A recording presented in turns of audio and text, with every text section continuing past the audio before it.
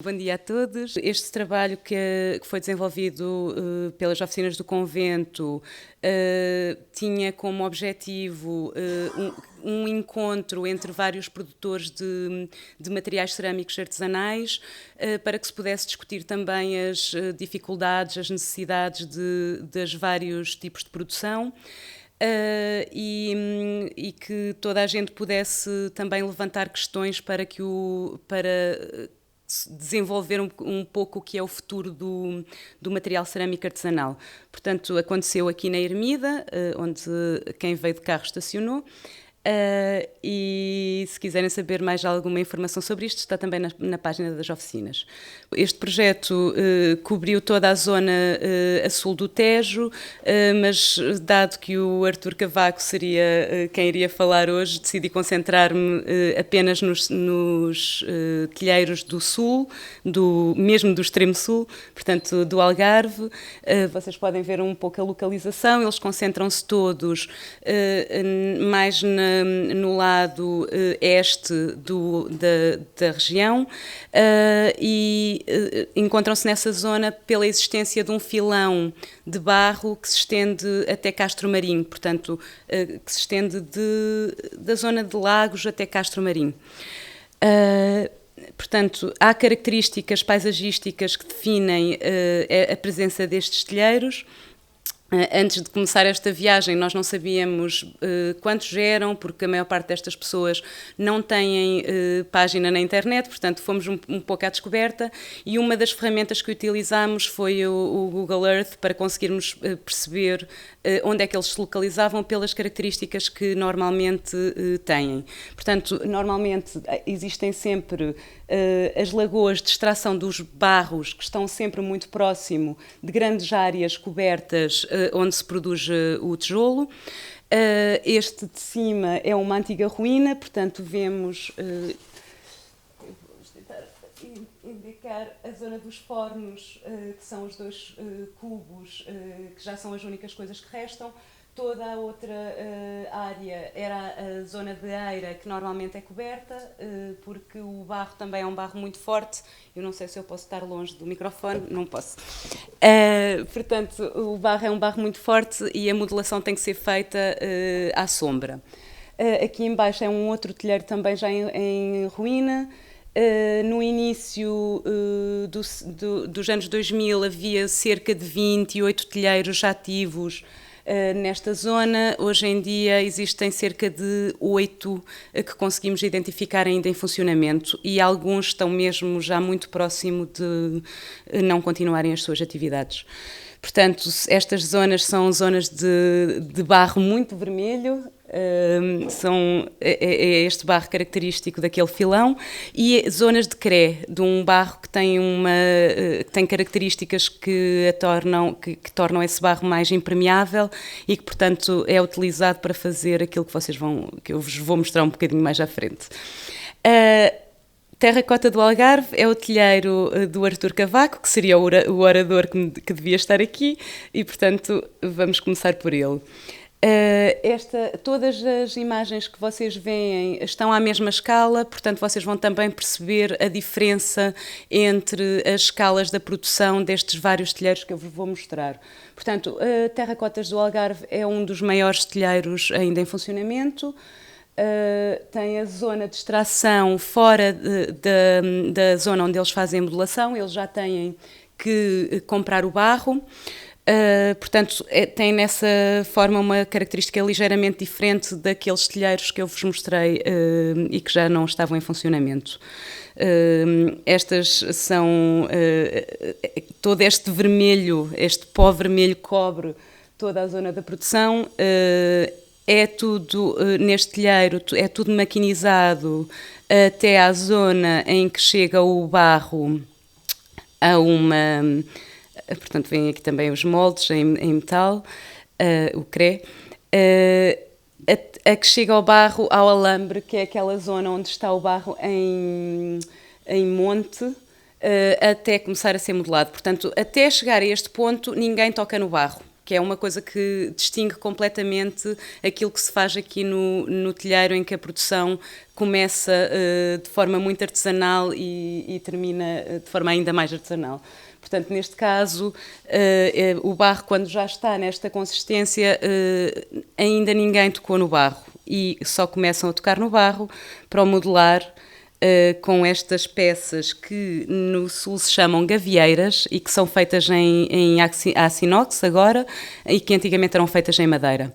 Portanto, é modelada a pó, vocês estão a ver toda aquela textura mais negra, é a cinza dos fornos que se utiliza para desmoldar o barro, portanto não é desmoldado à água, como nós fazemos aqui no Alentejo, e portanto faz-se aqui esta lavagem também, como faria a Mafalda, passa-se a régua e temos as nossas tijoleiras, às quais se retira a gavieira e que se leva em tábuas para a eira. Ok, então chegamos à altura em que as tijoleiras estão moldadas e que se passa este barro branco, o cré, que ajuda a reforçar a força da tijoleira e a sua capacidade de impermeabilização também. E tem esta característica estética que aclara bastante o barro. Portanto, ela passa para secadores, e estes são vários tipos de materiais já secos e materiais que já foram enfornados. Portanto, este é o forno, e a queima nos fornos é feita com bagaço da azeitona, com serradura, com cascas de amêndoa. Portanto, é tudo feito com materiais com uma combustão que é mais fácil de controlar. Portanto, quando se põe uma pasada deste material que é muito fino, sabe-se quanto é que vai aumentar a temperatura e, portanto, sabe-se que se alimenta ao forno com 10 pasadas deste material e se pode esperar 10 minutos até voltar a alimentar.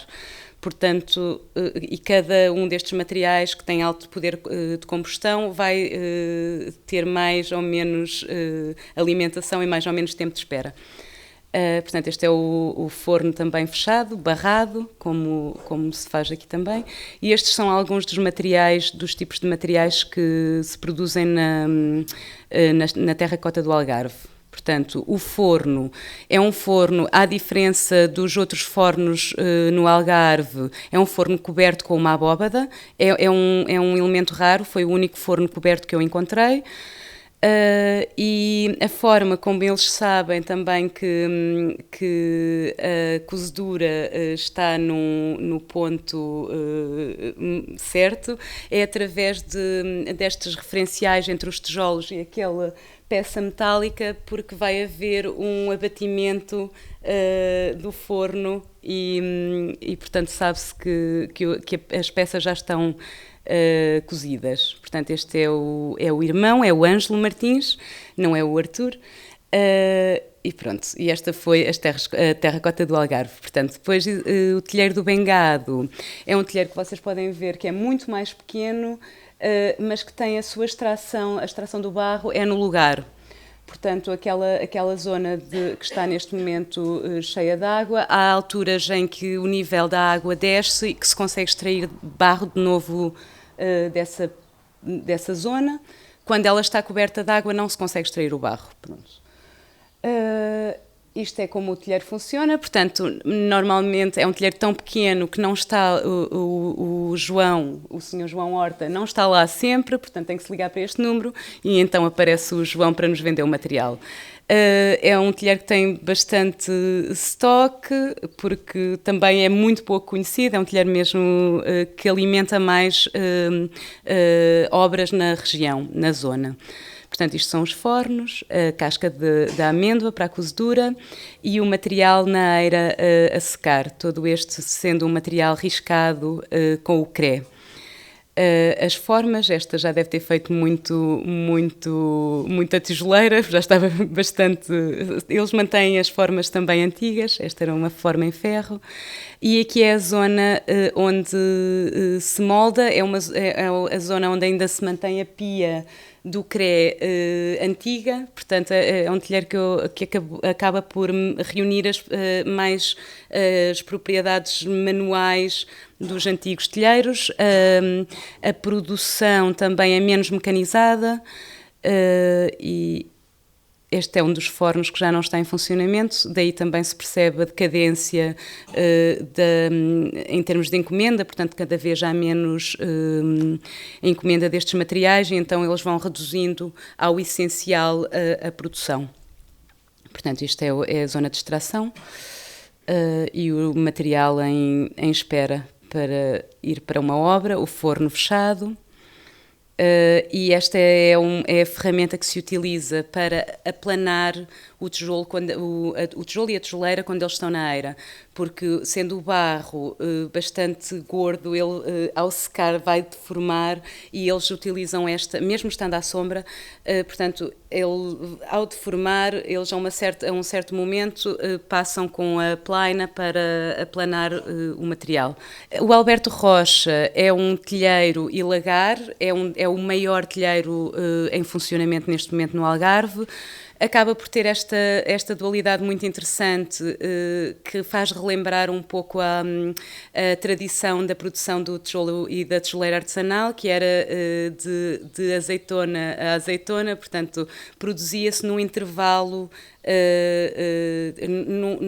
Eram duas atividades complementares, portanto, o tijolo produzia-se no verão, portanto, na estação seca, e começava depois em novembro já a ficar uma altura em que não se poderia trabalhar na eira, e era a altura em que começava a apanha da azeitona, que depois continuava para a esgalha, e em março, quando se terminava a esgalha, voltava-se então à eira para começar a fazer o tijolo. Com este material da esgalha, do bagaço, da produção do azeite, cozia-se as fornadas de tijolo. Portanto, eram atividades que realmente se complementavam a 100%, seja em termos de tempo que em termos de desperdícios e de material.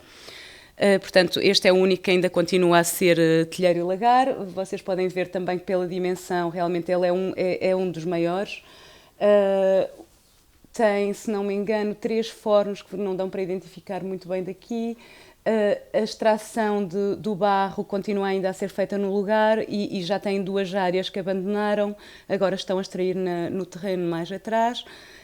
Vêm também aqui a zona de depósito do material enquanto espera para ser comprado, se bem que eles têm listas de espera de meses até se conseguir ter uma palete de material do Alberto Rocha em casa.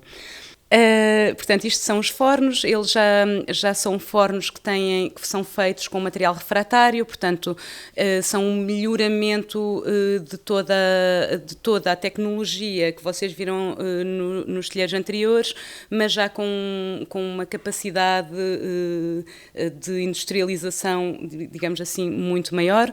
Reforçaram todos os fornos também à volta com estas estruturas metálicas por causa da dilatação e contração do material na cozedura. Este barro vai a cozer a cerca de 1000 graus, portanto coze a mais temperatura do que nós cozemos aqui no telheiro.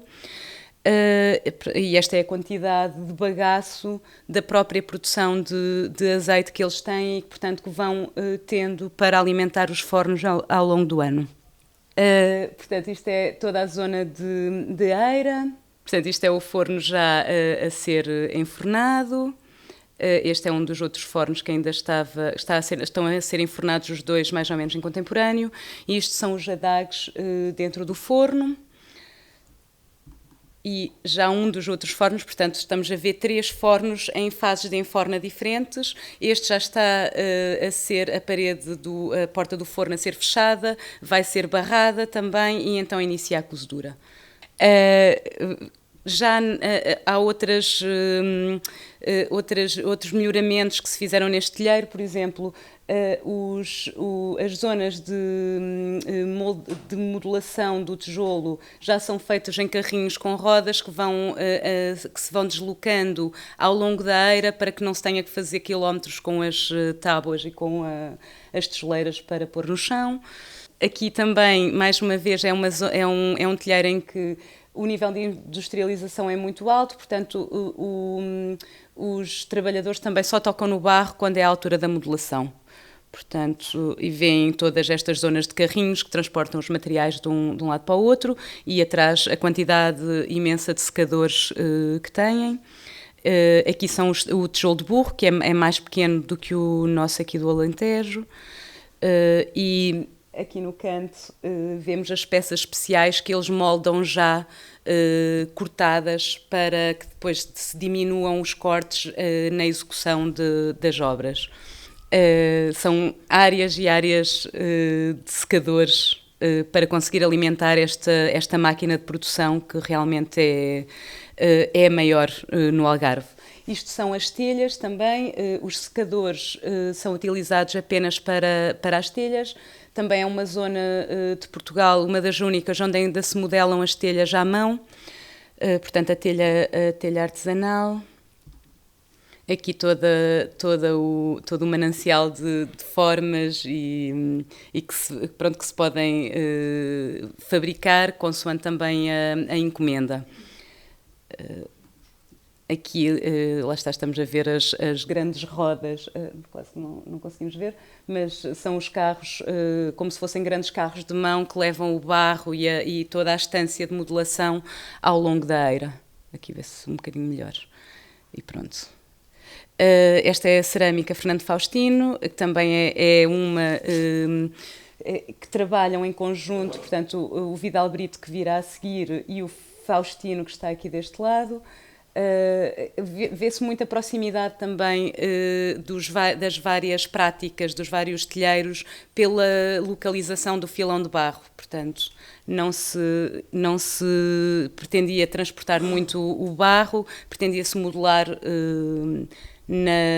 quanto mais próximo do lugar possível. E vemos sempre a paisagem que tem toda esta cor do mesmo barro que é utilizado na produção. Portanto, isto eu agora vou passar mais rápido, vocês já sabem como é que funcionam. Portanto, aqui de novo o CRE, os secadores para as telhas, os fornos, os moldes das telhas. Portanto, as telhas são moldadas neste molde e atiradas para uma placa que depois vai então aos secadores. E então a fase de aplainar, de alisar as telhas, os ladrilhos, e a parte de modelação que se mantém constante nos vários telheiros. Portanto, sempre mantém-se muito as características entre os vários telheiros. Quero-vos deixar com esta, que é, para vocês perceberem, a diferença do forno de São Brás de Alportel, portanto da terracota do Algarve, que tinha a abóbada.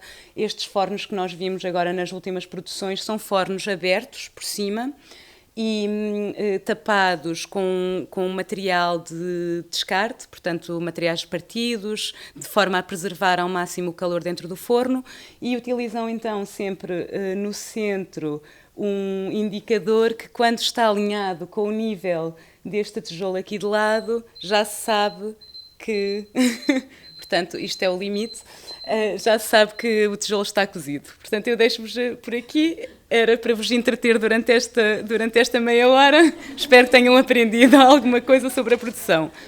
Ok. Ótimo.